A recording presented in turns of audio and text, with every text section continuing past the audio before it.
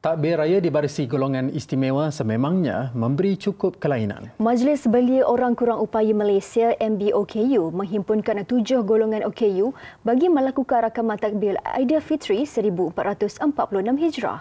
Dianjurkan di Ibu Negara, wartawan Ain Syafiqah Zaki turut serta meninjau rakaman berkenaan. Saksikan laporannya.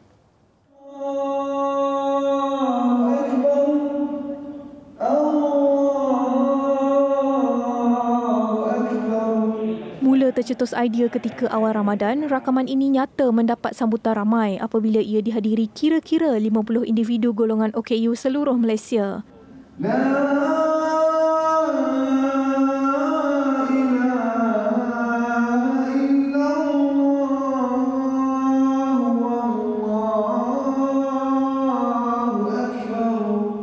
Mereka terdiri daripada golongan OKU fizikal, pembelajaran, mental, pertuturan, pendengaran serta pekak yang menggunakan alat bantu pendengaran.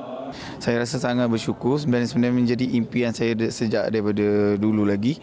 Apabila saya start belajar tentang Islamic program, lepas tu saya kerja dengan Persatuan Orang Cacat Pelantikan Islam. So, kita dah bekerja tentang hal ehwal agama.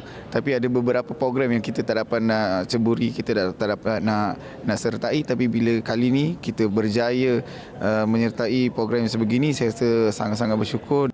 Meskipun terdapat beberapa kekangan, kesungguhan golongan ini untuk turut serta melaungkan kebesaran Allah Subhanahu Wa Taala sebagai tanda kemenangan umat Islam beribadah nyata menginsafkan.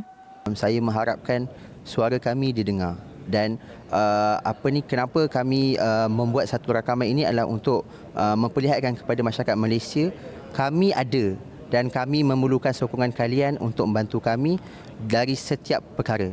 Ujar Presiden MBOKU Muhammad Faiz Suhaimi, inisiatif rakaman takbir berkenaan adalah usaha dakwah sekaligus isyarat kepada masyarakat untuk melibatkan golongan berkenaan dalam apa-apa aktiviti. Kita dapat lihat dari segi kalau kita kena menyelaraskan dari segi nada suara, dari segi disiplin yang berbeza, ia memberikan cabaran. Namun alhamdulillah berkat kerjasama daripada semua pihak yang memberikan kerjasama, kita mampu melaksanakan inisiatif ini dan pada masa yang sama kita juga memberikan satu mesej yang jelas kepada pelbagai pihak bahawa komuniti orang kurang upaya walaupun ada keperbagaian mereka, keunikan mereka yang tersendiri, namun apabila diberikan peluang dan ruang, mereka mampu melaksanakannya.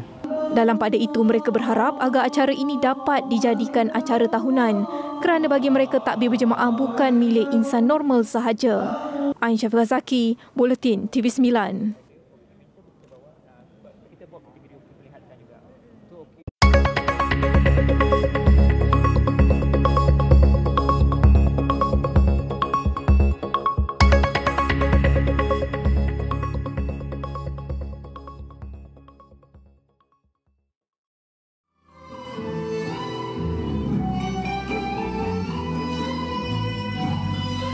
Segalanya di hujung jari anda.